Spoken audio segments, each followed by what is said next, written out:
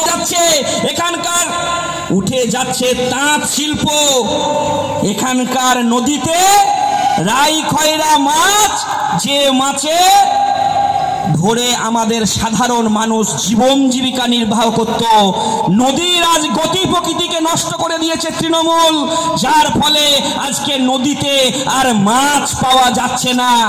শুধু তাই নয়, দিদিমণিরা তো অনেক বড় বড় কথা বলেছিলেন, রেল ওয়াগন কারখানা করবেন, কোথায় গেল কারখানা? আজকে এখানকার এই জেলায় দক্ষিণ দিনাজপুর জেলার মেডিকেল কলেজ কই? ডাক্তারবাবুরা আছে, এখানকার স্বাস্থ্য কেন্দ্রে কি একটা মানুষ অসুস্থ হলে, অ্যাক্সিডেন্ট হলে তার ব্রেনের কোনো চিকিৎসা হচ্ছে না? কলকাতায় রেফার করা হচ্ছে। আমার প্রসূতি মায়ের জন্য রক্তের কি পর্যাপ্ত ব্যবস্থা থাকছে? আমার বৃদ্ধা মা বাবার জন্য পর্যাপ্ত পরিমাণে কি ওষুধের ব্যবস্থা করছে না? শুধু নীল সাদা রং করে দিলে এই হসপিটালগুলোর চিকিৎসা হবে? আপনারা বলবেন না? আজকে চ্যালেঞ্জ নেবার সময় এসেছে। কি হবে এই জেলার বেকারদের ভবিষ্যৎ? কি হবে এই জেলার স্বাস্থ্য? কি হবে কৃষি ব্যবস্থা?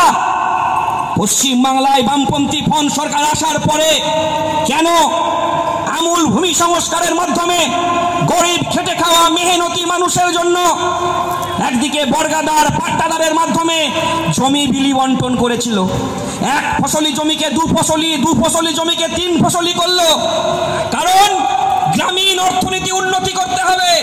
গ্রামীণ অর্থনীতি যখন উন্নতি হবে, গ্রামে ছোট ছোট বাজার তৈরি হবে, আর গ্রামের ছোট ছোট যখন বাজার তৈরি হবে তখন শহরে বড় বাজার তৈরি হবে, আর সেই শহরের বড় বাজারকে পরিচালনা করার জন্য বড় বড় কারখানা তৈরি হবে, আর সেই বড় বড় কারখানায় বাংলার বেকার যুবকরা কাজ পাবে।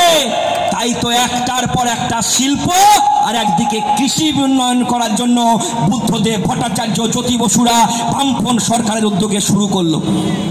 তৃণমূলের নেতারা বড় বড় ডায়লগ মারেন, এখানে 2টো পৌরসভা চালাচ্ছেন, পৌরসভায় হাজার হাজার কোটি টাকা দুর্নীতি করছেন। তৃণমূলের এমএলএ থেকে এমপি, বিজেপি এমএলএ থেকে এমপি দুর্নীতির সঙ্গে যুক্ত হচ্ছেন। কি হবে এই দিনাজপুরের বেকারদের ভবিষ্যৎ? কেন পশ্চিম বাংলায় আজকের পরিস্থিতি দাঁড়িয়ে কৃষক ফসলের দাম পাবে না? দিদিমণি কেন বলতে পারছেন না? রিমোটে তো অনেক বীজের উপরে নীল সাদা রং করে উদ্বোধন করছেন। দিদিমণির এই পোষা বাঁদর দেখে একবার জিজ্ঞাসা করবেন না? এত বেকারদের কথা বলছেন, একটা নতুন করে সেফটি পিনের কারখানাও দিদিমণি উদ্বোধন করতে পারলেন না, এদেরকে জিজ্ঞাসা করবেন না? এই বাংলার মাটিতে একটার পর একটা শিল্প হয়েছে। বক্রেশ্বর তাপবিদ্যুৎ কেন্দ্র হয়েছে, হলদিয়া পেট্রোকেমিক্যাল হয়েছে, সাগরদিঘিতে তাপবিদ্যুৎ কেন্দ্র হয়েছে, মণিগ্রামে তাপবিদ্যুৎ কেন্দ্র হয়েছে, ফারাক্কায় তাপবিদ্যুৎ কেন্দ্র হয়েছে, ইস্পাত কারখানা হয়েছে, সেক্টর 5 তৈরি হয়েছে। দিদিমণি আসার পরে আর সেক্টর 6 তৈরি করতে পারলেন না, বরঞ্চ বাংলার বেকার যুবকদের হাতে মালুই ধরিয়ে দিলেন, দিয়ে বললেন তোমরা ভিক্ষে করো, আর বাংলার ছেলেরা পিঠে একটা ব্যাগ নিয়ে পরিযায়ী শ্রমিক হিসাবে অন্য রাজ্যে কাজ করতে যাবে, আর বাংলার ছেলেদেরকে মেরে পিঠের চামড়াকে গুটিয়ে বাড়ি পাঠিয়ে দেবে, কাজ পাবে না।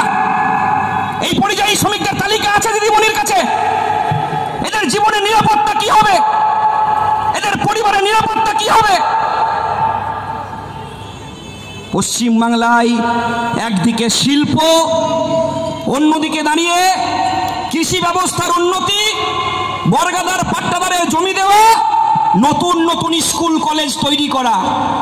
মূল উদ্দেশ্য কি ছিল? গ্রামীণ অর্থনীতিকে উন্নতি করতে হবে। কারণ একটা সময় এই বাংলায় মহাজনী সুদের কারবার ছিল। জোরদার জমিদারের কাছে গিয়ে আমার কৃষক, আমার খেতমজুর, আমার মহিলারা টাকা ধার নিত, চড়া সুদে তার জমি বাড়ি বিক্রি হয়ে যেত। বামফ্রন্ট সরকার আসার পরে বলল না, গ্রামের মানুষের উপর পয়সা দিতে হবে, তাই কৃষি ব্যবস্থার উন্নতি করো।